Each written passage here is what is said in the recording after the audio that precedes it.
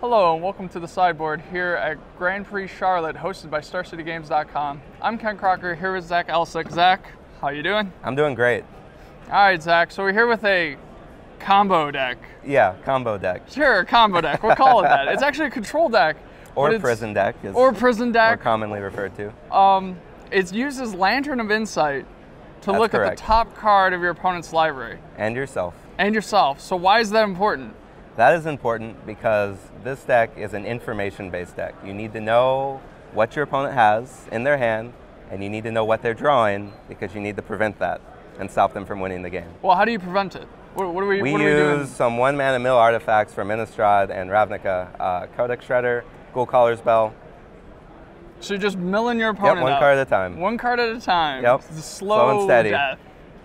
And in order to see what they have in their hand, we got a couple spells we could use. We could use Duress, Inquisition of Kozilek, Gitaxian Probe, or main deck Surgical Extraction? Main deck Surgical Extraction works. It not only looks at their hand, it also shuffles their library in case you don't want them to draw the card on top. True. And it stops a lot of random combo decks and other things that annoy you. So good. You said it was a prison deck, so obviously we need some prison elements to it. So Correct. we have three of them over here. We got a Spellskite, we got Ensnaring Bridge, and we got Pithing Needle. So Ensnaring Bridge and Pithing Needle don't see a lot of play. That's exactly what are you naming with Pithing Needle most of the time? Pithing Needle can name the man lands if you can't stop them with Bridge. It names Planeswalkers. It names creatures that have activated abilities that you don't like Grim Lavamancer or Tasigur. It can name any number of things that just annoy you, like O-Stone or Karn. So there are enough things to warrant playing three of them in the deck, and it's a great card. The best use for it is turn one probe, see that they have two fetches, and name their fetch land. And now their keep is incredibly sketchy, and they may not see another land for the rest of the game. Just lock them straight out. Just lock them straight out at the start. And then in order to help you cast these spells, we got Mox Opal, since you're running all these one-mana artifacts. Right. And then we have a Academy Ruins. Yes. So let's say you can't mill your opponent. They have Eldrazi and you don't have a Surgical Extraction. Do you have another way to win the game? So the other way to win the game is this very small Pyrite Spellbomb that does 2 damage to a creature or player. And we use that to put it back on top, draw it, shoot them for 2 damage, put it back on top, draw it, shoot them for 2. Eventually they'll die. So basically your death could just be, or your deck could be renamed Death by 1,000 Paper Cuts, if you will. Yes, that's one way to put it.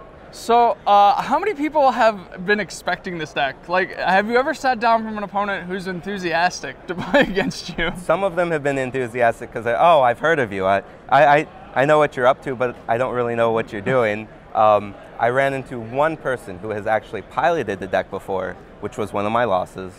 So he understood very well how to maneuver around what I was doing. Everyone else didn't have a clue, which I guess is expected of something so well, when you play something this rogue. Yeah, exactly. But we do have some sideboard tech, just in case we don't lock them out completely. So we obviously have like Pyroclasm, Nature's Claim, Ancient Grudge, all the usual sideboard all-stars. But we have a 4 Sun Droplet. Yep, and that is strictly there for burn. Or the Grixis Delver, it helps a little bit there. Any deck that actually wants to kill you by burning, Sun Droplet stops that as it sets your life total. Once you get 2 or more, you can start gaining life, and it becomes incredibly difficult for them to kill you. And then, just so you need more life gain, Standard All-Star Bow of Nylea. Yes. So you said this card has so many applications. It does. All right, so let's run it down. You have the first mode, which is put a +1/+1 counter. And that's a relevant one because some opponents figure out that they can attack with Noble Hierarch or Birds of Paradise with a Noble Hierarch. Like Signal Pest. So they can do damage over time, which sometimes I can't deal with that. This prevents it. Yeah, because you make their creature too big. So you put a counter on their creature. Yep. All right, so the next one is deal 2 damage to a flying creature. So Delver, Ornithopter, Inkmoth Nexus. It has its applications. There are a few flyers, but it's not really in there for that mode. And the third mode is to gain 3 life. So very relevant. There are some decks like Blue, White, Red Control that have enough chip damage from Lightning Bolt, Snapcaster, Electrolyze that it constrains you on selecting what cards they draw because now you can't give them any of the bolts. Bow takes care of that and negates a lot of the cards in their deck. And then finally put 4 cards from your graveyard onto the bottom of your library. Yep. Never used that mode. Never used it? What about if you almost mill both of you out with Ghoul Caller's Bell? That's fine, because we have Academy runes. And the other reason you never use it is your graveyard, your deck plays Snapcaster Mage in the hidden mode of Codex Shredder. Codex Shredder can return any card from your graveyard to your hand, like Surgical Extraction, or if you needed Ancient Stirrings or a discard outlet. So you can play with every card in your deck over and over and over. So Codex Shredder is going to move up in price as much as Snapcaster Mage has at this point, right? Probably That's not, what we're looking for here? It is really good, though.